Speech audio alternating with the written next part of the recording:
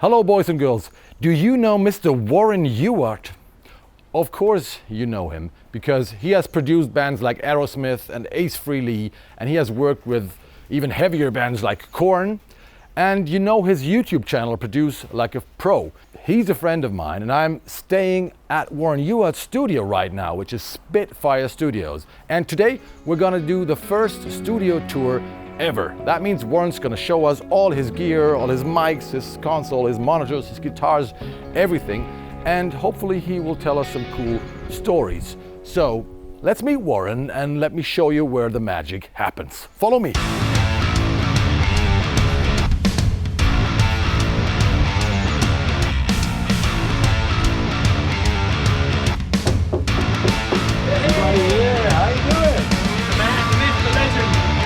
Kohle. How are you? Good morning.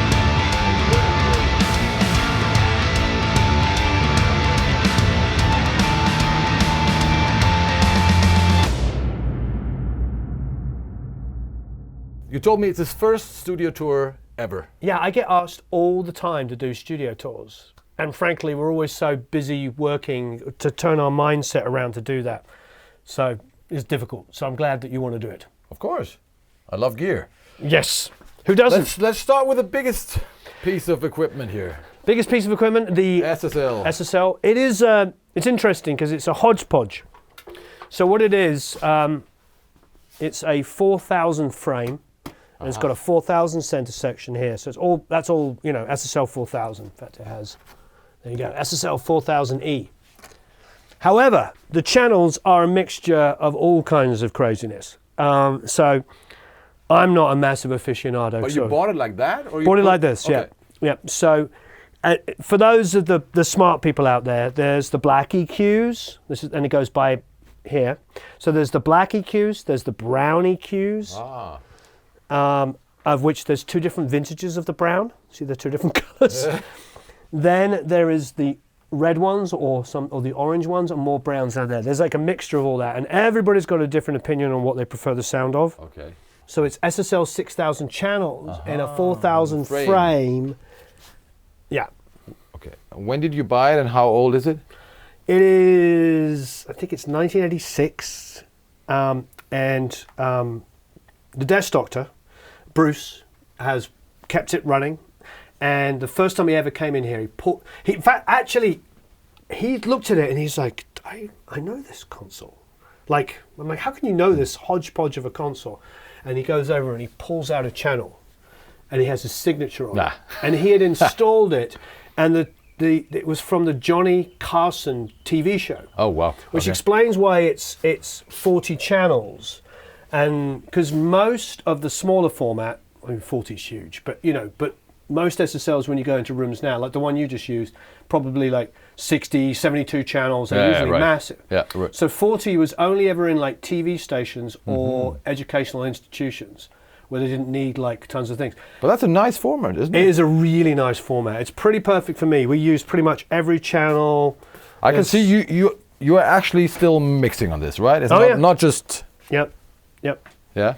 Yeah, I mean, it becomes, it honestly becomes a bit of a template, like all people that mix on SSLs, because I'm in my DAW, I use Pro Tools, but whatever DAW, in the DAW, I'm... Details, automation, that stuff? And then we still run automation on the console, just only on the big stuff. Okay. Like if you wanted to, so we don't do that much, if you wanted to do like real huge pushes and pulls, because you can't do subtle stuff if you're going into EQ. Like if I do a dB boost on a vocal in there, it just compresses a dB more. Yeah, right. it's But it's so much fun to work on a console. It is. Like you said, I just worked on a bigger SSL and really enjoyed it. I mean, I wouldn't buy one these days. Yeah. But it's tough because I've still got the old power supply. Yeah, I've seen it. Yeah, and I don't know why we've never changed. But yeah, the electricity bills are huge. Yeah, right. And it's loud as hell, right? Yeah, it's in the bathroom. So when you go in the bathroom, it just says, it's like a spaceship taking off. Outboard gear. There's a lot around here. A lot of outboard gear. Your favorite? Got a few Pultecs. Pultecs are on every mix. Yeah, so that's a good thing to point out first of all. Look, engaged at all times. Yeah, so Pultex on the piano over here, and I probably rarely touch them. Okay. Both set to 100 boost, 5K, so I kind of treat them probably almost like guitars. You know, that's my piano. So that's only piano. That's like Yep. hardwire piano bus. The piano comes up on the console. You'll see that the inserts are engaged. But at the same time, I'm doing the Dave Jordan trick, or anybody who knows SSLs, you boost and cut at the same frequency. So what I'm doing is I'm going, and I'm taking a high pass, and I'm going up to 100. But I'm also boosting at 100. And it gives you a really hard kind of like low end, and helps you sort of jigsaw puzzle it a little bit, you know what I mean? Okay. Because then I'll go to the bass and I'll be boosting more at like 80. And I'll cut maybe at like 40, and then I'll go to the, you know what I mean? And sort of like, puzzling it together. yeah, and there's obviously a lot of spillover. It's not. Yeah, of course. Yeah, but it means that you're taking the fundamental and boosting like crazy. And the compressor? Oh Use yeah, it the as well? compressor's great. It's like you'll see that my threshold is wound all the way to the right So because there's- I'm abusing the console. I abuse the console. You could watch, and trust me, I've sat in with Bob Clear Mountain, and he doesn't work the way I do, and he's the greatest SSL mixer that ever lived. I mean, you know, it's amazing. He dances around beautifully and is very controlled and very musical. Me, I'm more of a yeah. And you'll see the song will start, and you know it will slamming. Yeah. slam, and it's just dancing around maximum like this. And there's something about that just rounds off the transients, and it's just another form of like analog limiting. And it's not limiting, don't get me wrong, the track doesn't come out like Yeah, this. of course not. No. It just but it adds shaves off a little of little- transient information or something. just a tiny bit. By the way, hello SSL. I want to try out the new version of the compressor. They just released this where they finally have parallel compression, a low Yeah. cut in the side chain, Yeah. all those features that all the clones have. Yeah. And I wanna think try it too. Another compressor added or something. It's a really modern, interesting product. Yeah. Forgot what it is called, the bus or something like that. I don't know, but we'll make sure we see SSL at now. try that. Mark. But let's move on. Any other outboard you want to talk about? Yeah, while you're at Pultex. it. Well, I mean, essential stuff on every mix. Definitely the DBX 120. That's the. Oh, that's a subharmonic thing. Exactly. Okay. That's for the on the kick. Ah. I have it set to 36 hertz, and it just comes up on fader here as sub, obviously, and it just gives me that little and I just So you blend that with the kick. Yeah, Or with the like kick, on another yeah. fader. Yep. Okay. And it's like even more exaggerated here, you know. Okay. So like it's like boosted. yeah, and it just adds that little underneath, and I absolutely love it. Is there a plug-in version? Great. Yeah, Boz Digital Labs do one, and I think it's free. Ah, okay. I think it's free. Cool. We use it quite often when we're mixing in the box.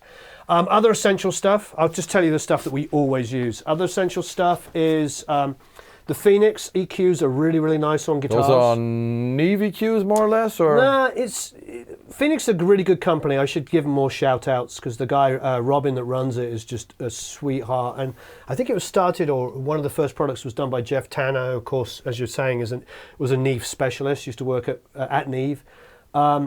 So yeah, their stuff is great. We're really big fans of theirs. The compressors and the EQs are wonderful. This rack here actually gets a lot of attention because the kick, this is always on the kick. I can't see it. API or what is it? Yeah, API 560B. And the snare. And it's just mid-range boost, bottom, on the snare, like some pure mids, a little bit of 100 on there. And then on the kick, it's, a 50 boost, 63 boost on this, sorry. So 63 boost, a lot of cut at about 125 and 250. I tend to find that kicks can get a real build-up, especially when you've got 3 mics or 4 mics or whatever, multiple mics. You get a build-up between 80 and 150, and it gets all... And then the bass guitar suddenly is useless. So I'll cut that quite a lot. I want 60 and below on the kick. Yeah, right. So the upper bass is can be your enemy. Yeah, right. Yeah, it's really ugly sounding, and also sometimes on kick drums there's a horrible resonance. You can Right. I do the same thing.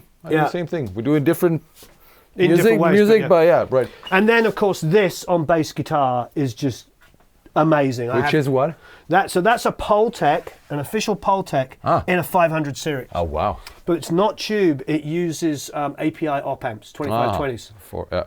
And it is amazing. So it sounds a little cleaner. Yeah, if we put the bass through it now and took the insert on and off, you would just be like, wow. Okay. It's amazing. We used to use the rack mount version to do it, and I did a shootout between the rack mount, which is like $4,500, against the 1100 or whatever that is, and preferred this. Okay, awesome. So you got 1, 2, is that stereo or mono? I've got 2 of them, but I'm only using one at the moment. 1, 2, 3, 4, 5, 6, 7, 8 channels of Poltecs. Oh, I love Poltecs. Yeah. Nice. It's just, and then on the mix bus, the Poltecs, that's all stepped, it's for mastering grade. So it's all stepped, so recalling really easy. Awesome. I just do a little 60 boost, little 10 or 12K, and it's on all the time. Great. It's just a little boom and fizz. The Tegela, the Creme is up there. Yeah. That's really, really good. That is an alternative to the SSL mix bus if it isn't doing what I want it to do. By the way, we'll try to put a lot of links down there in the description to all the gear we're talking about. Yeah. Yeah, he makes great stuff. I just got their vocal, what is it called?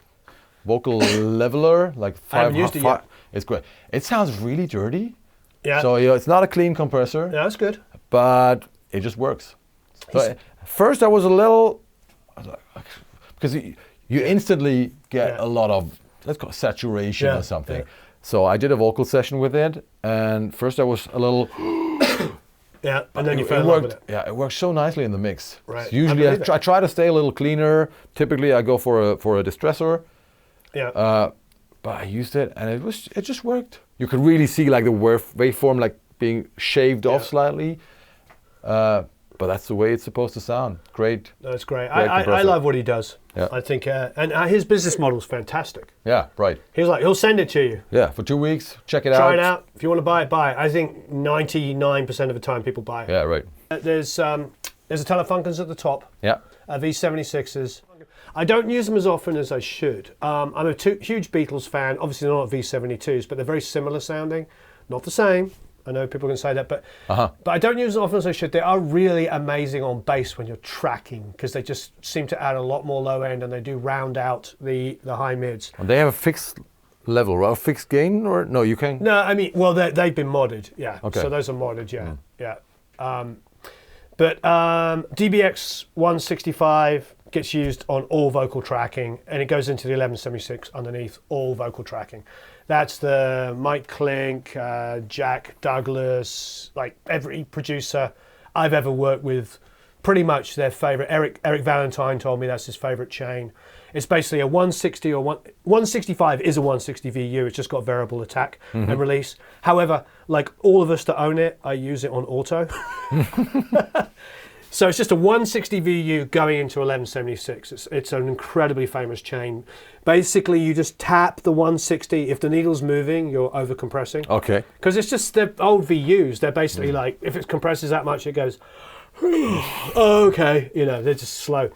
And then into the 1176 is set to 20-1. Oh. So basically, if something really goes crazy, 1176 comes in. So the 160 will do this, and the 1176 will go. And it's just beautiful. They're designed to work together, because the 160 VUs, it's warm. I hate the word, I just used it. It doesn't seem to add any kind of grit to it or anything. No.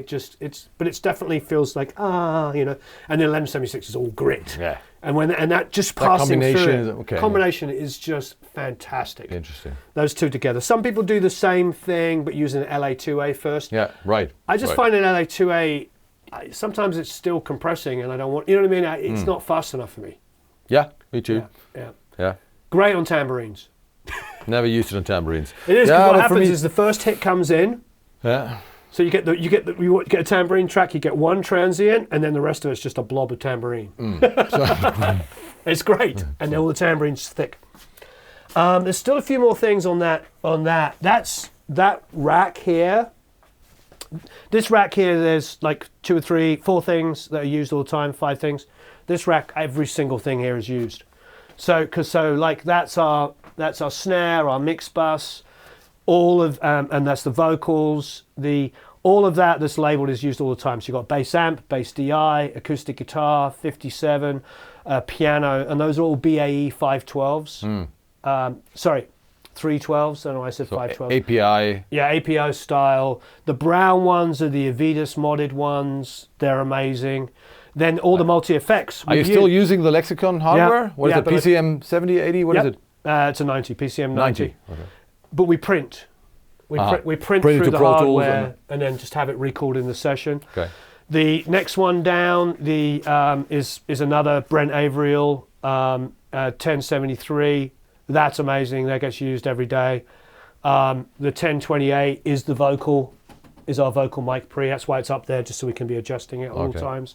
This is like all of our tracking section down there, and got it. Mainly BAE, API style, and Neve. But while we're on that subject of tracking, I just have to talk about this because I love this. This is an old CADAC Concole, originally built in 1971. British, right? British. It's got these G320 mic pre's in it. Broadcast console? Broadcast. Got the famous AKG microphone that's worth probably more than everything else. And this is where all the drums go through, all the time. Tracking or mixing? Tracking. I do mix through this. It's very much. It's got a really unique sound. The 24 channel or the big, was it 40 channel version of this, was in Monmouthshire and did Bohemian Rhapsody. So basically, these mic pre's, you put toms through them, they go boom, boom, boom. They sort of come out compressed. It's inductor-based EQs. Just everything just sounds. Are you using only the mic pre or also EQ on the way in? These days, only the mic pre's. I think only the mic pre's these days. I did use some EQ stuff on it, but they have such a sound. Okay. You know, I don't want to mess with it. I'd rather digitally do detail work and just have these things.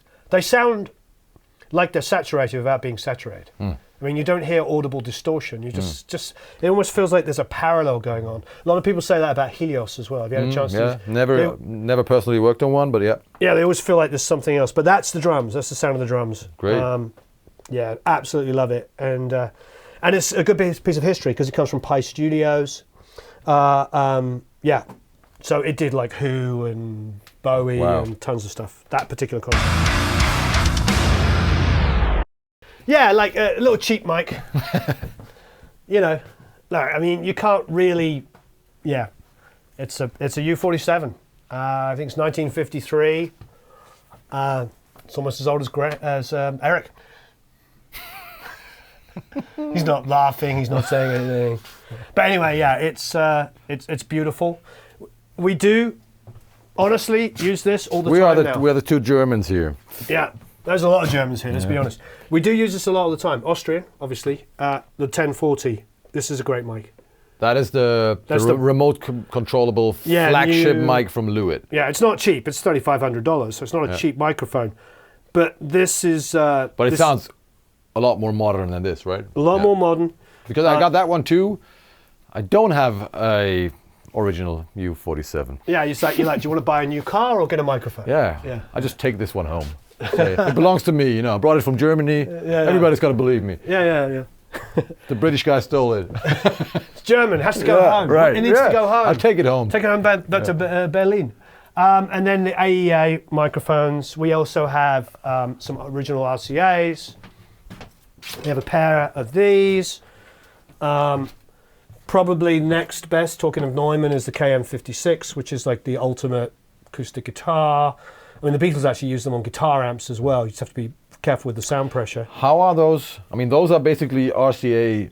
That's a real RCA. Oh, that's a real RCA. Yeah, it's a real wow. A pair of them, yeah. Yeah, and the AEA are like the copies of RCA. No, they're NOS, new old stock. So what happened is when Wes went and bought all of the parts. Yeah. So like a lot. So he used the original parts to build the. Yeah, I mean, he's probably got some new bits to it as well, but there's essentially that's new old stock.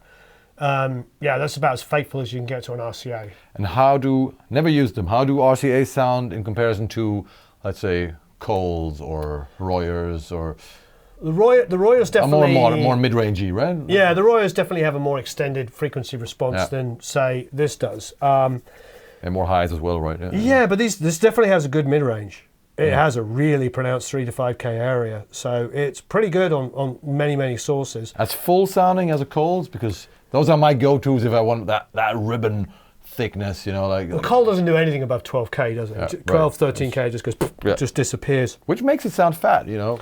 Which Having is less highs yeah. makes things fatter, you know. Yeah, this probably doesn't do anything above that at all either. It might not even get to that. There's something about a Kohle's, you know, that I love because I know the sound, because they got used on so many records that I love.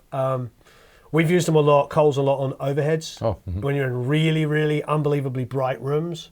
They seem to soak up the transients really nicely. I used it yesterday at sunset as my main room mic behind some gobos to make it even darker. Like nice, so it just gives it some weight. Right. Yeah, this is stupid good, as they say.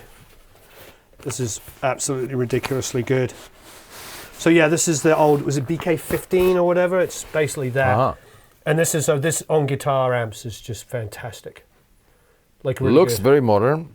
And that is more affordable, right? Or is it? No? I mean, none of the mics are cheap, but they got a few for like around 1,000 or something, right? Yeah, like, I can't remember what it is. Probably about 1,000 to 1,500. Yeah, you know. But yeah, if you wanted to buy an original or whatever. But this is absolutely unbelievable. We're big fans of that. I mean, ribbons are interesting for like guitars and things. Absolutely. Anything that's excessively high. Like when I was working with Aerosmith, or essentially when I'm working with some of the older artists, where they dial in their amps really bright, ribbons. Of course. Because they haven't quite got that 7K and above like we still have. I mean, I like ribbons on bright amps, on bright speakers, Marshalls, and I use them for clean tones. They're amazing. Yeah. This is a special mic though. This is pretty ridiculous. I'm a big fan of what Wes Dooley does, and we've got so many great mics. So I don't even know where to start. I mean, we've got the Loughton mics that we love. Big shout out to them. They make really affordable large diaphragm condensers. I don't really want to miss anybody out. We have a pair. It's not matched, but consecutive serial number U87s. They don't call them matched. They don't, even though you and I probably know they're about. They don't have to be matched, right? Yeah. So a pair of U87s, which is amazing. Mojave. We've got a lot. That's Royer, right? That's a condenser. Royer and Mojave. Yeah. It's really hard to like only. Because we could do an only mics video. Only mics video, yeah. I mean, we've been tracking guitars with the 1040, as you can see down here. Yeah, we did that. Yeah. Last week with Engel. Yeah. So it's like I was playing Misha's guitar. Yeah. Into this thing. Yeah. And it actually sounded pretty cool. Yeah. Right. Yeah. I mean, I think talking about guitars. Yeah. Shouldn't we? Oh yeah. Have a look at guitars all day. On the wall. This is an AC 100. Uh-huh. It's loud and it's clean. Okay. Wow. This Yamaha is fun because it's completely digital. And some of the digital thing are really good when you want to just kind of get something to fit in. Because you can get really, you can just kind of get in there and craft it pretty tight. The Engel, of course, this is their artist series, which I don't know if they say it, but it's the Ritchie Blackmore. I don't know if we're allowed to say that, but I did. So it's a great amp. I mean, I always say it feels like, even though they told us the other day that it isn't a Marshall, it does make me feel like it's like the best Marshall. But then Ritchie is also famous for tracking a lot with an AC30, so I wonder if it's kind of a Marshall. I mean, they have the Blackmore signature. Yeah. And this one it's based on that one, Yeah. and they made some changes. Don't know, but it's closed or based on the Ritchie Blackmore Engel. So it's sort of which they say isn't a Marshall, but it's who knows? It sounds like a really good Marshall. Yeah. Now this is probably very unpopular with your audience. I really like JCM 900s. Me too. Really like them. Me too. Good. Yeah. No problem. See, I've got a JMP down there, master volume, 50 watt, which of course is a direct predecessor to a JCM 800, and apparently very similar to a JCM 800. And when I was a kid, JCM 800s were new, and JCM 800s were new, and I always hated the sound of them. They always sounded thin. And when the JCM 900 came out, it has that little extra. What's wrong with that? No problem. Yeah, no problem. I mean, Don't have to tell me. I can make that sound like a classic older amp, but the 800 just sounds like the 800. You know what I mean? I can't- right. And I want girth. you Yeah, know? I just recently worked with one. I mean, they're all different, but no problem. That was my gigging amp, my touring amp for 10 years, 15 years. Okay. Loved it. We talked about that one, so that's a rectifier. we didn't talk about the Roadster. The Roadster. We didn't talk about Eddie. Eddie gave me that one. Yeah? Yeah, he gave it to me. I did a record and it was a present. Yeah, we both agreed on that. This is the best 5150 ever made. It's an absolutely amazing amp that you're not a big fan of. No, but this one is like, you know, if I had to take one, this would be the one. Yeah. Well done. So I worked with this artist that his sister-in-law, and she lived on the same property. So I did this album with her, and he paid for it, and he was really, really complimentary about it. Loved it. Actually called me up and asked me about guitar tones, and we talked about stuff. And so he gave me that amp, and he also gave me a guitar, which he signed over to my son, which you've seen. I've seen, right. Yeah. Yeah, I'm more of a That's Eric's. Good amp, Eric's Eric. I'm a rectifier guy. Boosted with a tube screamer, great low end, tight, aggressive metal tones. The Laney classic, obviously. Tony Iommi, right? I can talk about Tony Iommi all day. We'll do that in another video. I'm a huge Black Sabbath fan. We'll do that. Last thing, monitors. I see you are having different monitors all the time. Yeah, it's just something. Is that because you're testing stuff, or is that because because I'm testing stuff. Okay. I feel like I'm not much used to people. Like people always ask me all the time. You sure the same thing with you? Like, do you prefer X over Y? You know, and they give you two things. And usually, maybe one I've used really a lot, and the other one I've never used. And I'm like, I can't have. I can't tell. I and then again, it depends on your room, and then it depends on your. There's so many good monitors out there, but it really. Really, you have to work with them to know. Yeah, right, exactly. That's what I tell people. The most important thing is not how they sound in the music store or something. Yeah. You got to get them into your room, do some work, and find out. First of all, if it's fun to work on them. Yeah. Yeah. And the second thing is if the mixes translate. Yeah. If they do, keep them. Well, the last, I don't know, Eric, 3 months. It's been about 3 months we've had these up. And we've had focals, trio. What are those?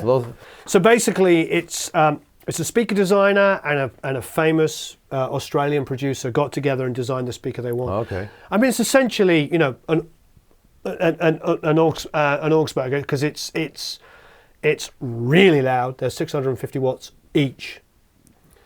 Those tweeters, 8-inch woofer. Right? Yeah, and that tweeter is from a PA. Is that a metal tweeter or like aluminum or something? Or? That's a good question. I have to go online and I wouldn't want to speak out of turn. All I can say is they're super detailed on the high end. I don't know what they did as far as like phase correction. I'm not that smart. All I can say is like they come right at me. They're really exciting to work on without being overly fatiguing. Okay. So far, I have not had that NS10 ears that you used to have where you walk away going, you can't hear anything, and you come in the next day and your mix is like so bright. Yeah, I hate NS10. Yeah. Yeah. I want to check out those speakers.